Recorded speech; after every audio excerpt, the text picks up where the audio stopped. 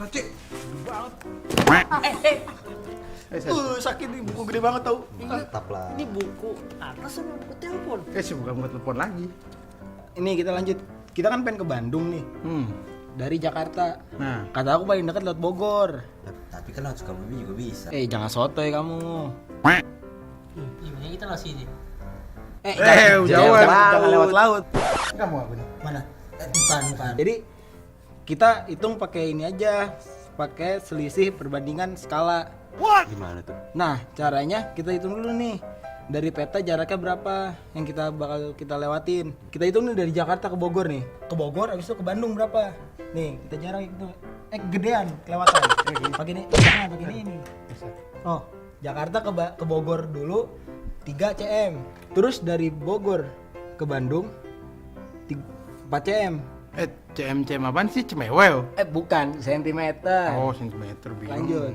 Dari Jakarta ke Sukabumi 3 cm juga. Oh, sama. Dari Sukabumi ke Bandung 6 cm. Nah baru kita kan udah tahu nih jarak tempuh yang bakal kita lewatin. Kita selisih pakai perbandingan skala. Nah skalanya itu kan 1:2.500.000. Nah jadi berapa selisihnya dari jarak yang kita tentuin? Tahu nggak Mudap? Kamu hitung aja sendiri. Aku mau nggak ngerti. Sama aku juga. Ngerti nggak? Apalagi aku. Ngerti nggak? Nah, tadi jelasin bisa. Ya tapi kan nggak ngerti caranya. Ya udah nggak jadi pergi deh kita.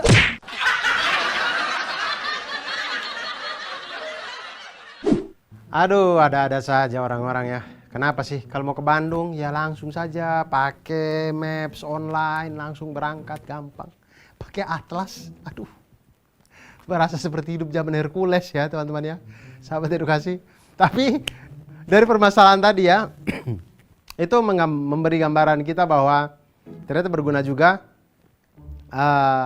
Kita tuh bisa tahu atlas yang kita lihat itu tidak hanya sekedar gambar, tapi sebenarnya hal yang sama juga terjadi di maps-maps yang ada di online itu sebenarnya bentuk canggih dari atlas gitu. Tapi semuanya itu bisa kita hitung dengan apa yang kita sebut dengan perbandingan skala. Nah, perbandingan skala ini itu memanfaatkan konsep perbandingan yang dari tadi kita sedang bahas. Nah, jadi sahabat edukasi, biasanya skala ini kita temukan di gambar-gambar, di model-model, modeling-modeling. Kalau kalian biasanya membeli mainan mobil, di dusnya itu ada tulisan 1:12. Ada lagi 1:54. Nah itu adalah bentuk perbandingan skala yang maksudnya misalkan mainan motor kita beli tulisannya 1:12.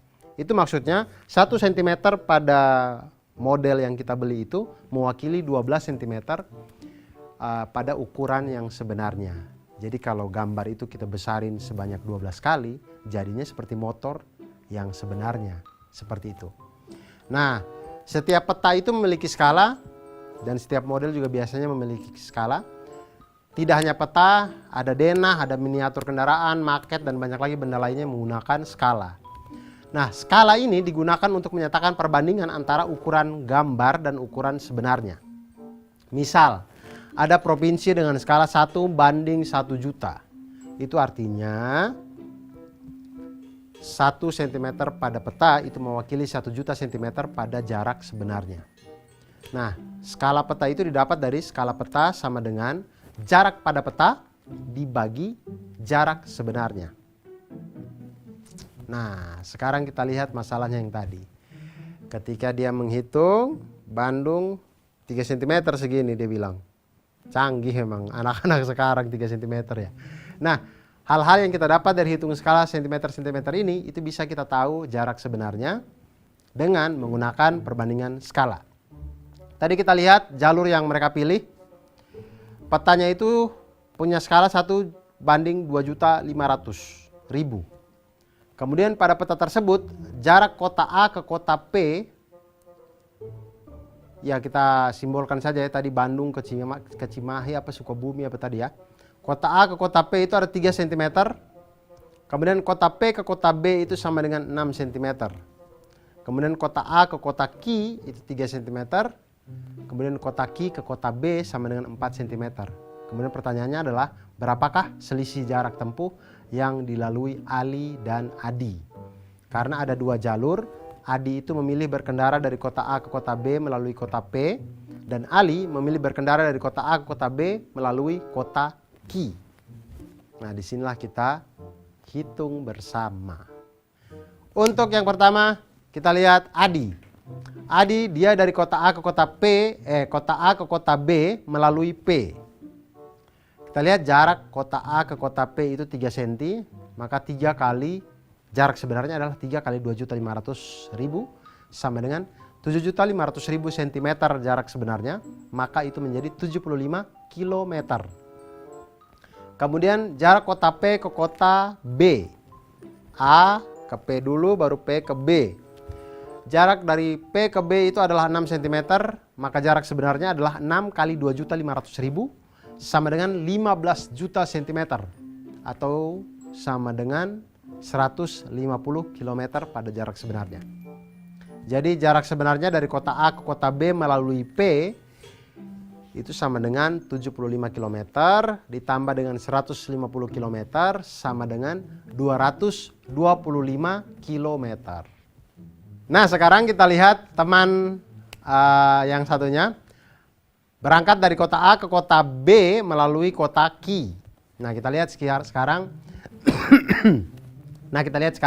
jarak dari kota A ke kota Q itu adalah 3 cm pada peta.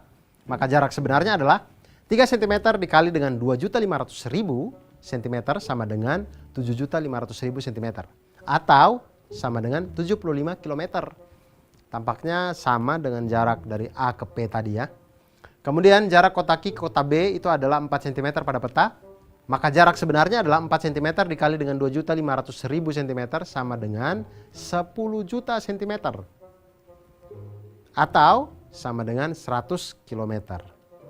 Maka jarak sebenarnya dari kota A ke kota B melalui kota Q sama dengan 75 km ditambah dengan 100 km sama dengan 175 km.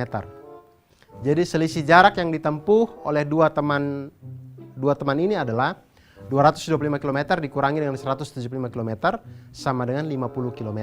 Jadi ternyata lebih dekat kalau kita melalui kota Q. Tapi siapa yang sampai lebih duluan? Ya tergantung siapa yang punya kecepatan lebih cepat tentunya. Nah, cara lainnya bisa juga kita kerjakan dengan kita jumlahkan dulu jarak-jarak yang ada pada peta. Misalkan teman yang pertama adalah kota A ke P kemudian baru ke B. Itu menjadi 3 tambah 6 sama dengan 9 cm. Kemudian teman yang kedua dari A ke Q kemudian Q ke B itu mendapatkan 3 ditambah dengan 4 sama dengan 7 cm. Kemudian selisih jarak keduanya menjadi 9 dikurang 7 sama dengan 2 cm. Selisih jarak mereka pada peta. Nah, kemudian selisih jaraknya ini, 2 cm-nya ini, kita hitung selisih sebenarnya. Maka 2 cm dikali dengan 2.500.000 cm sama dengan 5 juta cm sama dengan 50 km. Ternyata cara yang ini lebih cepat ya.